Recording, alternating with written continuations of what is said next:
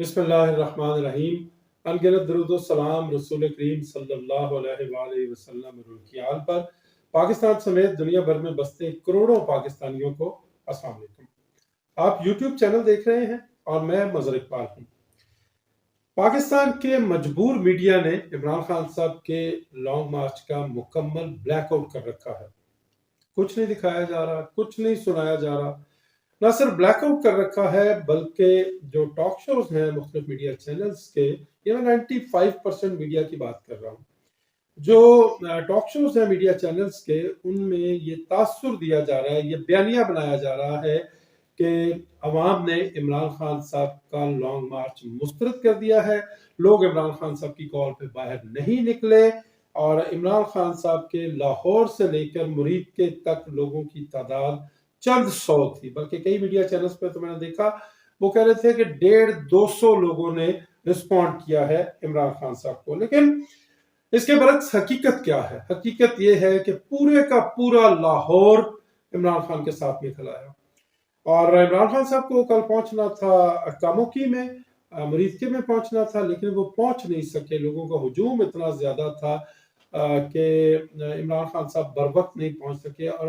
آج جب عمران خان صاحب مرید کے پہنچے تو انہوں نے سب سے پہلے لوگوں سے معذرت کی اور یہ کہا کہ اب مجھے پتا ہے کہ آپ میرا انتظار کر رہے تھے، میں نہیں پہنچ سکا، اس لیے نہیں پہنچ سکا کہ لوگ بہت زیادہ تھے، لوگوں کی محبت بہت زیادہ تھی اور ہم آپ تک نہیں پہنچ سکے۔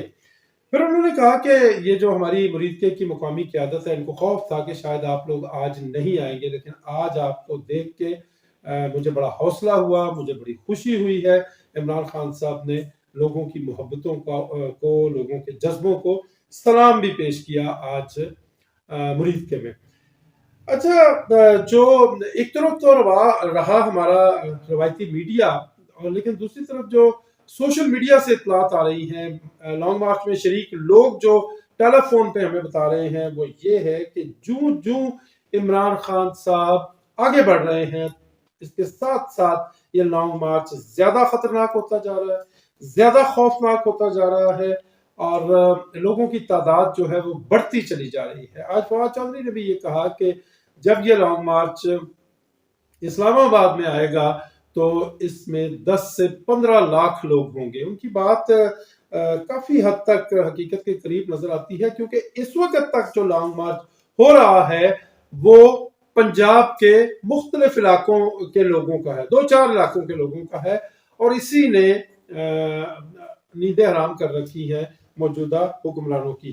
ذرا اندازہ کریں، جب لانگ مارچ میں خیبر پختونخوا کے لوگ شامل ہوں گے، آزاد کشمیر کے لوگ شامل ہوں گے، گلگت بلتستان کے لوگ شامل ہوں گے، تو کیا صورتحال ہوگی؟ میں ایک ذاتی انفارمیشن آپ کو بتا دوں کہ گلگت بلتستان کے جو گورنر ہیں مہدی شاہ صاحب، وہ ہمارے بڑے پرانے دوست ہیں، اور پاکستان پیپلز پارٹی سے ان کا تعلق ہے، ان کے ساتھ بات چیت ہو رہی تھی میری، تو میں نے ان کو کہا کہ گلگت بلتستان سے جو لوگ آنا چاہیں گے لانگ مارچ پہ، آپ ان کو کیسے روکیں گے اور اس دن آپ کا کیا پلان ہوگا؟ انہوں نے بڑے سادہ انداز میں، بڑے سیدھے سے انداز میں کہا کہ میرا کیا تعلق ہے لانگ مارچ کو روکنے میں، گورنر کا رول کیا ہوتا ہے، یہ تو شہباز شریف جانے یا نواز شریف جانے، یعنی کہ یہ اتحادی جماعتوں کا رویہ ہے۔ حکومت میں تو شامل ہیں، کیک میں وہ پورا حصہ لے رہے ہیں، لیکن جو مشکلات ہیں نون لیگ کو، ان میں اتحادی اپنا حصہ نہیں ڈال رہے۔ تو میں بات کر رہا تھا کہ جو عمران خان صاحب کا لانگ مارچ آگے بڑھ رہا ہے، یہ زیادہ خطرناک ہو رہا ہے، اور جی ٹی روڈ کے گرد و نواح میں جو چھوٹے بڑے قصبے ہیں، جو چھوٹے بڑے دیہات ہیں، باقاعدہ طور پہ مساجد میں اعلانات ہو رہے ہیں کہ آج فلاں جگہ پہ عمران خان صاحب کا لانگ مارچ پہنچ رہا ہے، آپ پہنچے، صرف آپ نہیں پہنچے، اپنی فیملیز کے ساتھ پہنچے، اپنے بچوں کے ساتھ پہنچے۔ اور آپ نے دیکھا کہ عمران خان صاحب کا لانگ مارچ جو ہے اس میں فیملیز ہیں، چھوٹے بچے ہیں، خواتین ہیں، بوڑھے ہیں، نوجوانوں کی ایک بہت بڑی تعداد ہے، اور پاکستان کی تاریخ میں کم دیکھا گیا ہے کہ لوگ اپنے بیوی بچوں کے ساتھ، معصوم بچوں کے ساتھ کسی احتجاجی تحریک میں شریک ہوئے ہوں۔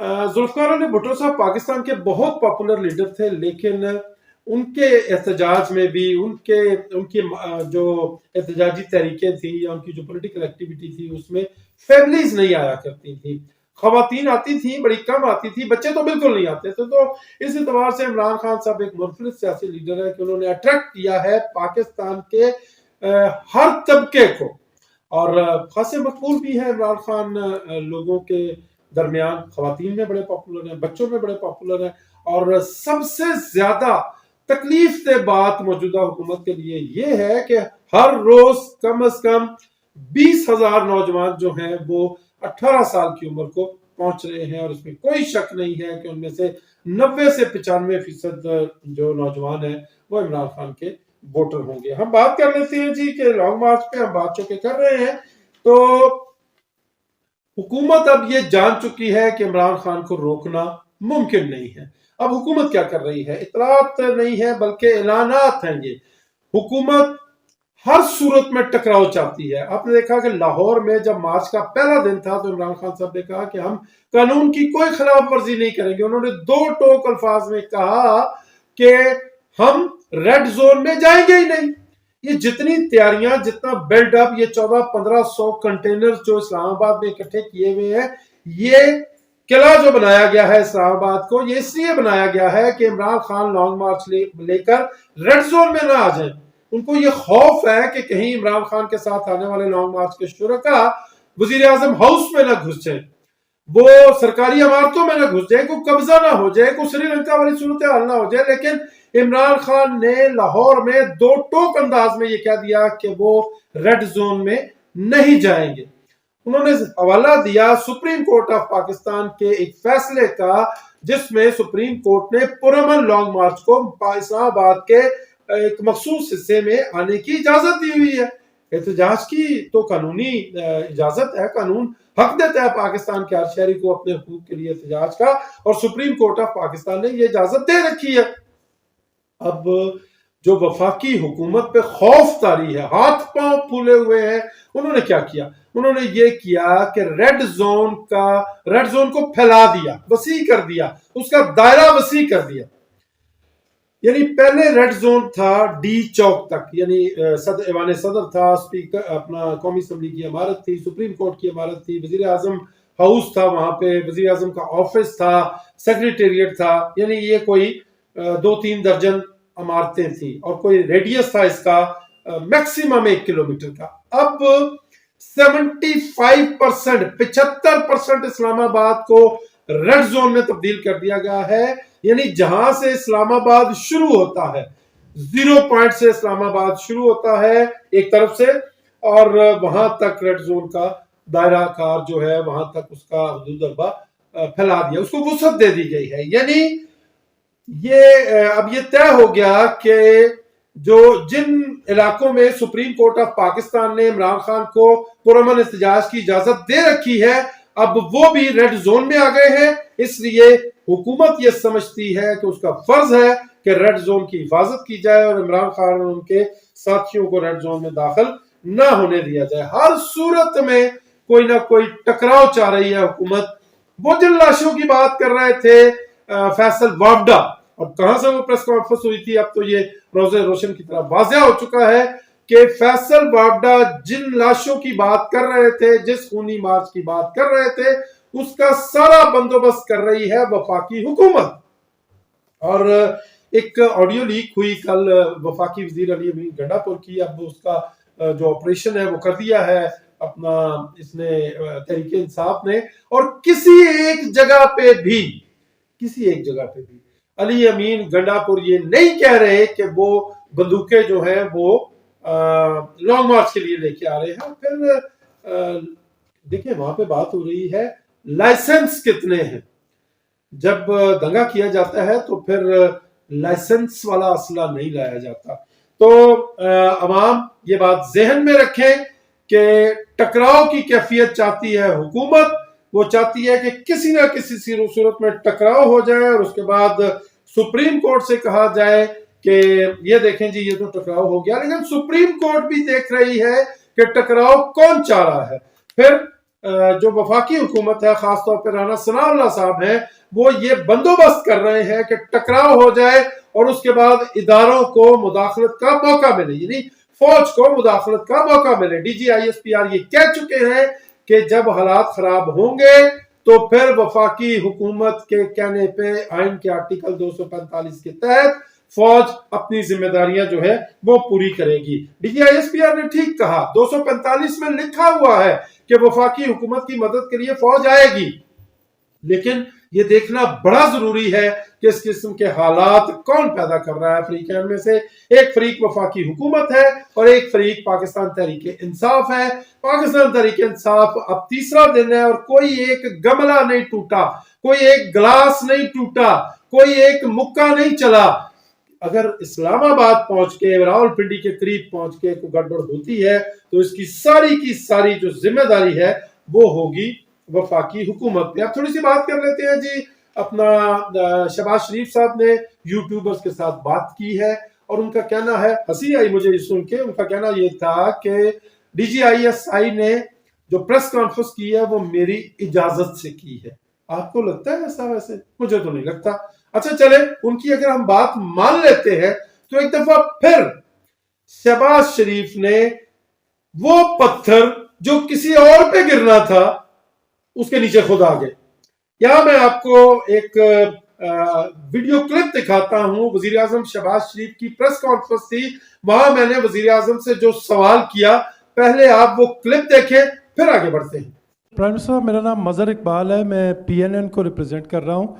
آپ نے بالکل ٹھیک کہا، پوری پاکستانی قوم بھی یہ سمجھتی ہے کہ اپریل تک عمران خان صاحب بحیثیت سیاستدان ایک غیر مقبول آدمی تھے، اور عام تاثر سر یہ بنتا جا رہا ہے کہ جیسے مسلم لیگ نون نے عصر کے وقت روزہ توڑ لیا، آپ تھمپنگ میجورٹی سے اگلے انتخابات میں اقتدار میں آ رہے تھے، ایسا لگا، بلکہ لوگوں کا یہ کہنا ہے، ہاں لوگ کہہ رہے ہیں کہ ایک بہت بڑا پتھر اوپر سے آ رہا تھا، عمران خان کھڑا تھا، شہباز شریف نے اس کو دھکا دے کے تو خود نیچے آ گئے۔ سر کیا کوئی ریگریٹ ہے آپ کو کہ یہ فیصلہ نہیں کرنا چاہیے؟ قطعاً کوئی ریگریٹ نہیں ہے۔ پاکستان کو اس شخص نے دیوالیہ کر دینا تھا، اللہ تعالیٰ معاف کرے۔ پاکستان ڈیفالٹ کر جاتا فرسٹ ٹائم ان پاکستان ہسٹری۔ تو اگر پاکستان ریاست کو بچانے کے لیے، اگر میری سیاست قربان ہوتی ہے پاکستان کی ریاست کو بچانے کے لیے، ایک بار نہیں میں 1000 بار قربان کر دوں گا۔ ناظرین، آپ نے وہ کلپ ملاحظہ کر لیا۔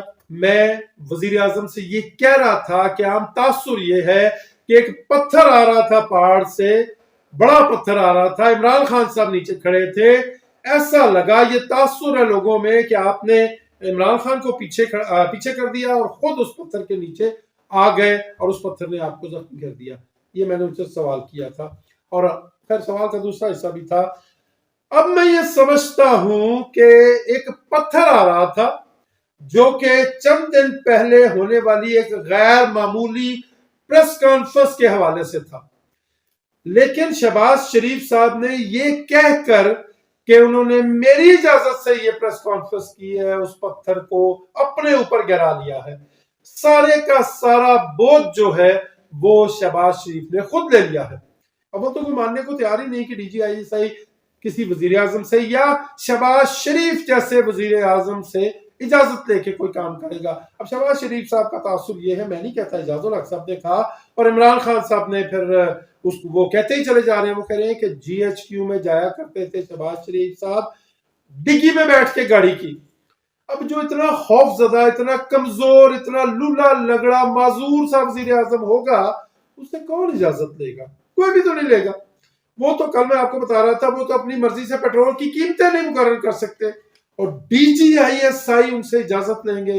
توبہ توبہ توبہ توبہ توبہ، میں نہیں ماننے کو تیار۔ بہرحال اس وقت جو ساری کی ساری تنقید ہے وہ شہباز شریف صاحب پہ ہو رہی ہے، اور جو شہباز شریف صاحب ہے وہ اپنا اس تنقید کے اپنے آپ کو خود وہ مستحق سمجھ رہے ہیں۔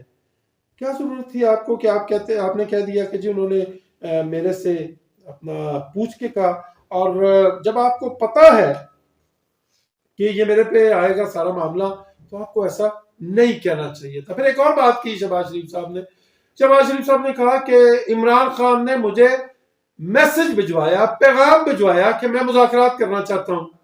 آپ کو بھی پتا ہے کہ جب آپ اپوزیشن میں تھے یا اب آپ حکومت میں ہیں، عمران خان صاحب کی شکل نہیں دیکھنا چاہتا، وہ آپ سے ہاتھ میں لانے کا روادار نہیں ہے، بات کرنے کا روادار نہیں ہے. گو کہ میں نہیں سمجھتا یہ کوئی ٹھیک بات ہے، لیکن وہ عمران خان ہے، وہ ایسا کر رہا ہے.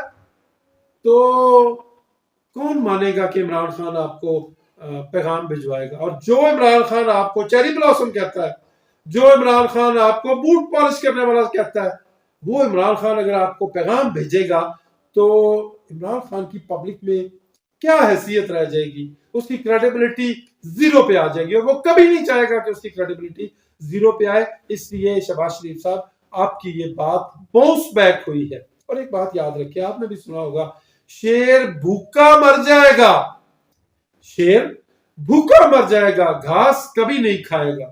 عمران خان اس وقت پاکستان کی سیاست کا وہ شیر بن چکا ہے جو انتخابات کی تاریخ نہ ملنے کے حوالے سے بھوکا مر جائے گا سیاسی طور پہ، لیکن آپ کو پیغام بھیجنے والی گھاس کبھی نہیں کھائے گا.